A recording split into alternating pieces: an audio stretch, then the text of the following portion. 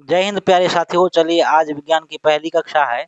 इसमें हम लोग समझेंगे विज्ञान के बारे में, उनका परिचय तथा विज्ञान का भूत से लेकर अब तक के यानी कि वर्तमान व तथा भविष्य की गतिशीलता को समझेंगे कि जिस तरह आज हमें विज्ञान दिखाई दे रहा है, वास्तव में यहाँ तक पहुँचने में विज्ञान को कई विसंगतियों का सामना करना पड़ा है और उन विषम समय कालांतर में आते-आते इस हिसाब से अपनी रूपरेखा को चेंज किया और वर्तमान समय में वो हमारे लिए कैसे महत्वपूर्ण सब्जेक्ट बनकर आया। ये विज्ञान एक सब्जेक्ट नहीं है, बल्कि जीवन जीने की और जीवन को सुदृढ़ व बेहतरीन बनाने का जरिया है। तो देखिए विज्ञान की उत्पत्ति कैसे हुई? ऐसा तो नहीं है कि विज्ञान जैसा हमको आज बुक में पढ़ने को मिल रहा है, प्रैक्टिकल लाइफ में देखने को मिल रहा है। अरे प्रैक्टिकल लाइफ में विज्ञान का मतलब क्या है? जो आप अभी जिस मोबाइल से पढ़ रहे हैं, वो भी साइंस का ही देन है। जिस हेडफ़ोन से आप हमारी आवाज़ों को सुन रहे हैं, वो भी विज्ञान का ही देन है। जहाँ आप बैठे हैं उसके ऊपर जो फ़ैन लगी हुई है ना, जिससे आप ठंडी-ठंडी और शीतल हवा खा रहे हैं, वो भी विज्ञान की देन है। आप अपने जीवन में सुबह उठने से लेकर रात सोने तक जितनी भी वस्तुएँ का उपयोग करते हैं, चाहे वो टूथपेस्ट हो, ब्रश हो, चापाकल हो, भोजन जो कर रहे हैं उसकी उपजाऊ से लेकर उसकी कटाई, बुआई, तैयारी और उन्हें अन्न के रूप में खाने तक सारे चीज़ों में मशीनरी ही उपयोग हुई है और वो मशीनरी विज्ञान का ही देन है। आप ऐसे ही करके अपने पूरे दिनचर्या को खंगाल कर देखिए कि आप कौन-कौन सी वैज्ञानिक वस्तुओं का उपयोग कर रहे हैं पूरे दिन भर में। जितनी भी वस्तुएँ जो प्रकृति को छोड़ के यानी कि प्राकृतिक चीज़ों को छोड़कर जितनी भी उपवस्तुओं का आप उपभोग कर रहे हैं, वो सारे के सारे विज्ञान का ही देन है। और विज्ञान का ही देन है कि आज आप हमें कहीं और बैठकर और हम कहीं और खड़े होके पढ़ा रहे हैं और आप दूर खड़े होकर हमें पढ़ रहे हैं। यह विज्ञान के कारण ही संभव हुआ है। आइए समझते हैं विज्ञान की उत्पत्ति कैसे हुई है। देखिए मानव शुरुआती कालखंड में आप जान रहे हैं कि मानव की जीवन शैली आज के मानव के जैसा सुदृढ़ नहीं था और आज के मानव की जीवन शैली को सुदृढ़ बनाने में विज्ञान बहुत बड़ा अहम भूमिका निभाई है, जिसे हम आज के डेट में विज्ञान से पृथक नहीं कर सकते हैं। यानी कि जिसे हम विज्ञान सार्थकता को मानने से इनकार नहीं कर सकते हैं। इसलिए सबसे पहले विज्ञान की उत्पत्ति के बारे में समझ लेते हैं कि विज्ञान की उत्पत्ति कैसे हुई। देखिए विज्ञान की जो उत्पत्ति है ना, वो मानव के जिज्ञासा और प्रकृति को समझने की इच्छा से प्रारंभ हुई है। कैसे? देखिए विज्ञान की जो प्रारंभिक काल थी ना, शुरुआती दौर जिसको हम लोग विज्ञान की प्रारंभिक कालखंड के बारे में अगर समझे, मानव सभ्यता की भी शुरुआती कालखंड के बारे में हम चर्चा कर रहे हैं, जिस वक्त मानव शिकारी हुआ करते थे, यानी कि आज से लाखों वर्ष पूर्व। तब मनुष्य ने पेड़ पौधे, आग, पानी, पहाड़, नदियाँ आदि को समझने लगे, यानी कि समझने की इच्छा जाहिर की, तब से विज्ञान की शुरुआत मानी जाती है। और जैसे ही मनुष्य पेड़ को देखकर समझने में ये सक्षम हुए कि यह पेड़ कालांतर में 1 साल बाद या 6 महीने बाद इन्हीं पेड़ से मीठे-मीठे फल हमें खाने को मिलेंगे। पेड़ों से ये कैलकुलेशन हो गई। वहीं पहाड़ों से उसे ये सूझबूझ में आई कि पहाड़ों के अंदर जो गुफे होते हैं, चाहे तो वैसे ही कुछ कंस्ट्रक्शन बनाकर पहाड़ों के जैसे घर बनाकर हम रह सकते हैं। वहाँ से पहाड़ों की ज्ञान को आत्मसात करके अपने जीवन में उतारने का काम किया। उसी तरह से नदी, झरने जो भी प्राकृतिक चीज़ें हैं, उसको देखकर, समझकर अपने जीवन में आत्मसात और उसे अपनाने का प्रयास किया। यह विज्ञान की शुरुआती कालखंड मानी जाएगी। और चूँकि मानव शुरुआती कालखंड में प्राकृतिक चीज़ों को देखकर यानी उसका अवलोकन करके ही अपने जीवन में विज्ञान की प्रथम चरण को आने दिए, इसलिए हम लोग प्रारंभिक कालखंड को प्राकृतिक अवलोकन का समय कहते हैं। क्यों? तो आप भली-भाँति समझ चुके हैं। अच्छा, क्या सब दिन मानव शिकारी ही रह गया क्या? ऐसा तो नहीं है, फिर कैसा है? तो चूँकि मानव जैसे ही प्रारंभिक यानी कि प्राकृतिक चीज़ों को देखकर समझने का प्रयास किया, प्राकृतिक अवलोकन यानी कि विज्ञान की पहली चरण पर उन्होंने पाँव रखी, वैसे ही विज्ञान को थोड़ा-थोड़ा करके बढ़ने में आसानी हुई। यानी कि समय बीतती गई और धीरे-धीरे विज्ञान का विकास होना प्रारंभ हो गया। और ऐसे ही प्राकृतिक अवलोकन के साथ-साथ मानव जो है ना, झुंड बनाकर रहने के लिए सीख गए। प्राकृतिक चीज़ों का उपभोग करने सीख गए, सही से इस्तेमाल करना सीख गए।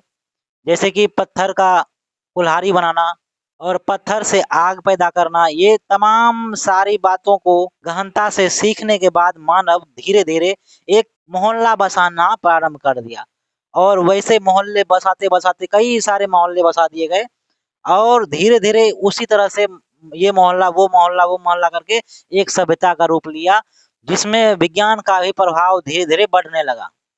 आप देखे होंगे कई सभ्यताएँ विकसित हुई थी उस समय। दूसरे चरण को हम लोग कहते हैं प्राचीन सभ्यताएँ। देखिए, प्राचीन सभ्यताएँ कई सारे थे, जैसे भारत की सभ्यताएँ, मिस्र की सभ्यताएँ, चीन की सभ्यताएँ, यूनान की सभ्यताएँ।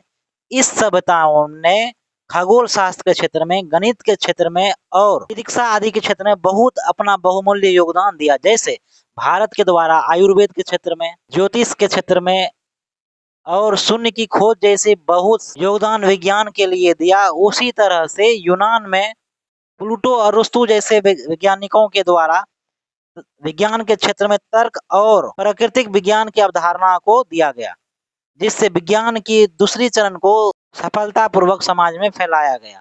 चूंकि विज्ञान का पराक्रम इस वक्त यानी कि प्राचीन सभ्यताओं में तथा विज्ञान के प्रभाव को एक पीढ़ी से दूसरे पीढ़ी तक प्रत्यर्पण करने में काफी महत्वपूर्ण योगदान दी थी, इसलिए प्राचीन सभ्यताएं वाले समय को हम लोग व्यवस्थित ज्ञान का कालखंड भी कहते हैं, क्योंकि उस वक्त विज्ञान की दूसरी चरण समाज में सफलतापूर्वक फैल चुकी थी।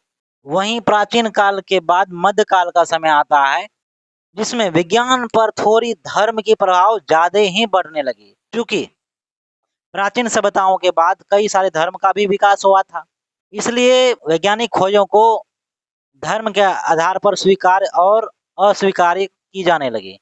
क्योंकि आप जानते हैं अभी के समय में भी कई सारे धर्म हैं जो वैज्ञानिक खोजों को उतनी महत्ता नहीं देते और उन्हें अपने जीवन में उतारने व उपभोग करने से वंचित रहना ज्यादा ही पसंद करते हैं, जिससे वैज्ञानिक खोजों को काफी सारे सेटबैक का सामना करना पड़ा। यानी कि आप जिस चीज को आसानी से उपयोग कर रहे हैं, उसे वैज्ञानिकों ने कई 100 वर्षों से शोध करके अपनी मेहनत परिश्रम का समय लगाकर आपको वो सामान आसानी से मुहैया कराया, पर आप उन्हें धर्म के आधार पर स्वीकार और अस्वीकार करने लगे, तो वो वैज्ञानिकों के लिए सेटबैक ही तो है। इसीलिए विज्ञान की सबसे खराब स्थिति मध्यकाल के समय देखी गई है। क्यों? क्योंकि उस वक्त कई सारे धर्म नए-नए बने थे और वह अपने धार्मिक महत्ता की दृष्टि से वैज्ञानिक महत्व को और उनके वैज्ञानिक खोजों के प्रभाव को उतनी महत्व नहीं दिए। इसलिए मध्यकाल के समय को विज्ञान के लिए खराब स्थिति वाला कालखंड कहा जाता है। पर सब दिन ऐसा तो नहीं रहता है। साइंस के उत्थान का भी समय आया। 15वीं से 17वीं शताब्दी के बीच यूरोप में एक बहुत बड़ा बदलाव देखने को मिला, जिसे साइंटिफिक रिवॉल्यूशन के नाम से जानते हैं। 15वीं से 17वीं शताब्दी के बीच में यूरोप में एक बहुत बड़ा बदलाव देखने को मिला, जिसे हम लोग साइंटिफिक रिवॉल्यूशन के नाम से जानते हैं। इस वक्त गैलीलियो, न्यूटन और कोपरनिकस जैसे कई महान वैज्ञानिकों ने विज्ञान के क्षेत्र में उसकी प्रोसीड्योर और एक्सपेरिमेंट पर जोर दिया और उसका ही कार्यकुशलता अब तक चली आ रही है। विज्ञान की हिस्ट्री में विज्ञान के लिए सबसे अच्छा दिन 15वीं से 17वीं शताब्दी के बीच में प्रारंभ तो हुआ, लेकिन कल्याण का कार्य एक्चुअल में वो 18वीं शताब्दी में प्रारंभ हुआ, जिसे हम लोग आधुनिक विज्ञान के नाम से भी जानते हैं, यानी कि मॉडर्न साइंस। यानी कि 18वीं शताब्दी से अब तक विज्ञान काफी तेजी से विकास किया, जिसे आज के मानव बल्कि इतना विकास किया कि उसे पढ़ने के लिए भी हमें कई भागों में बांटना पड़ रहा है, जैसे physics, chemistry, bio, computer science, technology और भी कई सारे खंडों में बांटकर हमें विज्ञान को समझना पड़ता है। क्यों? क्योंकि पूर्व में आप देखें कि विज्ञान को समझने के लिए या पढ़ने के लिए प्राकृतिक अवलोकन करना पड़ता था। प्राचीन सभ्यताओं में विज्ञान की व्यवस्थित ज्ञान तो थी, पर मध्यकाल में उस पर धार्मिक प्रभाव पड़ने के कारण थोड़ी सी विज्ञान के लिए बुरा समय भी रहा। लेकिन साइंटिफिक रिवॉल्यूशन 15वीं से 17वीं शताब्दी के बीच में आया और मॉडर्न साइंस का विकास 18वीं सेंचुरी से प्रारंभ हुआ, जिसे पढ़ने के लिए हमें कई सारे ब्रांच में तोड़कर पढ़ना पड़ रहा है। क्यों? क्योंकि साइंस अब एक्सपेरिमेंट, एनालिसिस और थ्योरी बेस्ड ज्ञान प्रणाली बन चुकी है। यानी एक शब्द में कहे तो विज्ञान की जो उत्पत्ति है ना, वो मानव जाति की जिज्ञासा, अनुभव और अवलोकन पर आधारित एक ऐसी ज्ञान प्रणाली बन चुकी है जो हमारे जिंदगी का एक अहम हिस्सा बन चुका है। पर विज्ञान तो काफी ज्यादा विस्तृत भाग है, उस भागों को समेट कर संजो कर रखने का काम कई लोगों के द्वारा किया गया, जिसमें बेहतरीन रोल एरिस्टोटल नाम का एक वैज्ञानिक ने निभाया। इसीलिए एरिस्टोटल को हम लोग विज्ञान का पिता यानी कि जनक कहते हैं, क्योंकि उन्होंने साइंस के क्षेत्र में physics, Aristo science, biology, log आदि के क्षेत्र में अपना बहुमूल्य योगदान तो दिया ही, साथ में उन्हें व्यवस्थित करने का भी कार्य किया ताकि उसकी अनुकूलता बनी रहे। अतः इसीलिए हम लोग एरिस्टोटल को फादर ऑफ साइंस कहते हैं। आप जानते होंगे कि एरिस्टोटल फिलोसफी के क्षेत्र में भी बहुत बड़ा योगदान दे रखा है, जिस कारण उसे हम लोग फिलोसफर भी कहते हैं। वहीं मॉडर्न साइंस की अगर बात करें तो मॉडर्न साइंस में गैलीलियो गैलीली को उसका जनक माना जाता है। क्यों? क्योंकि उन्होंने मॉडर्न साइंस में अवलोकन, एक्सपेरिमेंट और मैथमेटिकल बेसिस साइंटिफिक प्रोसीड्योर को सुदृढ़ता के साथ आगे बढ़ाया और उनकी गतिशीलता की नींव रखी। तो आइए समझते हैं कि साइंस आखिर कितने भागों में बटा हुआ है, जिसे हमें ब्रांच बाय ब्रांच पढ़ने की आवश्यकता है। देखिए, विज्ञान को समझने के लिए हम लोग कई ब्रांच में बांट रहने का देखिए विज्ञान को समझने के लिए हम लोग कई भागों में बांटेंगे, जिसमें से पहला भाग होगा लाइफ साइंस का। ठीक है, विज्ञान विस्तृत क्षेत्र में फैला हुआ है, इसलिए हम लोग इसको कई भागों में बांट कर पढ़ेंगे, जिसमें से पहला होगा लाइफ साइंस। इसी को हम लोग बायोलॉजिकल साइंस भी बोलते हैं। इसमें हम लोग जीव और जीवन के बारे में अध्ययन करेंगे। वहीं दूसरी भागों की बात करें तो उसे हम लोग फिजिकल साइंस बोलेंगे, जिसमें हम लोग निर्जीव वस्तुएं एवं उसके प्राकृतिक घटनाओं के बारे में जानने का प्रयास करेंगे। तीसरा है अर्थ एंड स्पेस साइंस, जिसमें हम लोग पृथ्वी और अंतरिक्ष के बारे में जानने का प्रयास करेंगे। वहीं अगर आप लाइफ साइंस और या फिर बायोलॉजिकल साइंस को देखेंगे तो इसको पढ़ने के लिए, चूंकि ये भी अपने आप में बहुत बड़ा क्षेत्र एक्वायर करके रखता है, इसलिए इसको भी कई भागों में तोड़ तोड़ कर पढ़ेंगे, जिसमें से पहला भाग होगा माइक्रोबायोलॉजी का, यानी कि सूक्ष्म विज्ञान। वहीं दूसरे नंबर में हम लोग बायोलॉजी नाम का भाग को पढ़ेंगे। तीसरी नंबर में हम लोग बोटनी तथा चौथी भाग पर हम लोग जूलॉजी के बारे में पढ़ेंगे। यानी बायोलॉजी में हम लोग जीव के बारे में और उसके जीवन शैली के बारे में पढ़ेंगे। वहीं बोटनी में पेड़ पौधों तथा उसकी जीवन शैली के बारे में पढ़ेंगे। वहीं बात अगर जूलॉजी तो इसमें जंतु के जीवन और उसकी जीवन शैली के बारे में अध्ययन करेंगे। वहीं बात अगर फिजिकल साइंस की बात करें, जिसमें निर्जीव वस्तुएं और उसकी प्राकृतिक घटनाओं का हम लोग जिक्र करेंगे, उसको भी पढ़ने के लिए हमें कई ब्रांच लाइन में तोड़कर पढ़ने की आवश्यकता पड़ेगी, क्योंकि फिजिकल साइंस का भी क्षेत्र बहुत विस्तृत है। इसलिए पहले नंबर पर फिजिक्स, केमिस्ट्री तथा एस्ट्रोनॉमी आदि जैसे भागों में तोड़कर पढ़ने की आवश्यकता पड़ेगी, जिसमें फिजिक्स के अंदर आप ऊर्जा, बल, गति आदि की परिभाषा और उसका विस्तृत अध्ययन करेंगे। वहीं केमिस्ट्री पदार्थ की संरचना, उसका गुणधर्म व उसकी अभिक्रिया के बारे में पढ़ेंगे। वहीं बात एस्ट्रोनॉमी की अगर बात करें, एस्ट्रोनॉमी में हम लोग ब्रह्मांड, ग्रह, तारे आदि के बारे में अध्ययन करेंगे।